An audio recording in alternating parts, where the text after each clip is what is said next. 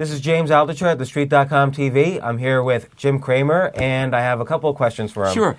A couple of years ago, Warren Buffett stated that he had a big problem in his investing, which is that it's hard to put $50 billion to work. So he said, if I had $1 million, I could return 50% a year even now.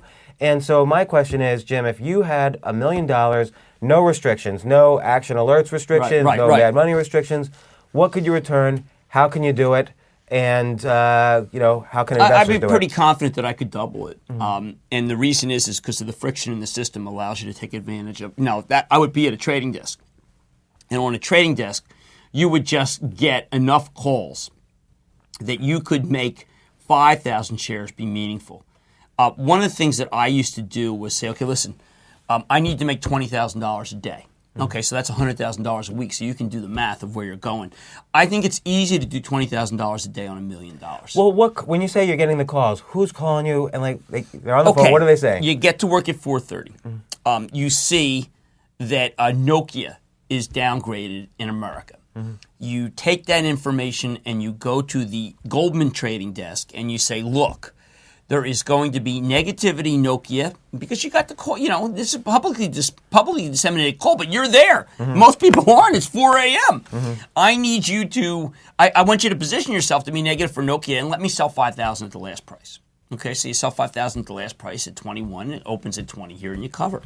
Now, is that illegal? Absolutely not. What you're doing is taking the call, that's the blast mail call that was done at 12 o'clock about downgrade Nokia, and it just so happens that you're working hard enough to make that trade. So let me drill down on that. So you call the Goldman Sachs trading desk. It's 4 a.m. There's a guy there. Absolutely, you get in London. There's some outstanding bidders still from last night who are bidding 21. Who don't know that there's a change of posture in this country. Exists. They don't every day. They don't say shut it down at the end of the day. No, and I used to make a tremendous amount of money between 4 a.m. and 8 a.m. I used to say that the day's over by 10. But the thing is, though, you quote unquote only have $1 million. Is the Goldman trading desk in London? Do they really pay attention to you with that? It's the opposite. Mm-hmm. Because you're doing small amounts, that's the ticket. If you were to come in and say, listen, I need to sell 100,000 Nokia, they would say, listen, thanks for the information, but we're not going to do that. It's because now this is, of course, the total opposite of what Buffett's talking about. But I just like the contrast. There was a lot of incorrect pieces written about me these days. Obviously, my trading restrictions are so vast that I can't trade. But I'm always viewed as a trader, and that's my lot in life, and I accept that. But I recognize that $1 million on a trading desk is just gigantic in terms of being able to make the 20 a day. Now, how can the average investor do it? What should they do? No, it's just not possible. Now, what if... I also love the fact that it's not possible, because what it says is there is a cohort which says if you devote full time to this, you will definitely be able to make money. And I would encourage people who want to take the leap to do it, because that's where the big money is to say my career is not as good as my trading career. There are some people out there who watch this video who should be making that determination. Other people who should be saying, listen, I do my job. This is too NBA for me. I like to play schoolyard. If you like to play schoolyard and you're constantly hitting a three-pointer, step up to the darn plate. Not to mix the metaphor too much. Now, what's the easiest way? If a retail investor has $1 million but doesn't call the trading desks, what should he do? If you had that restriction, what would you do?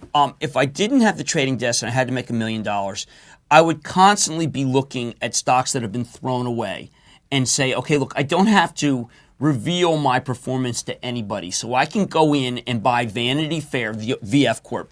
Downgraded at 80, goes to 72. I give this management the benefit of the doubt. I'm going to buy. J.C. Penney, it's at 83, goes down to 77. I can give this the benefit of the doubt. The benefit of the doubt is something that most managers can't give because they are afraid to show that they own something that's damaged. I would go after the damaged stocks, not the damaged companies, and I am confident that if I had 3 months, I would make that money double-fold. That's great. Well, good advice. And next, actually, well, you know what? One of the things I would say is you did on StockPicker a terrific how stocks have done off the 52-week low. That's another place to put the $1 million. You've done some great empirical work about how that does. Well, you gave me an idea. Next week, for next week's video, we'll go over the 52-week low list. Definitely. Excellent. All right. Well, thanks a lot. This is TheStreet.com TV.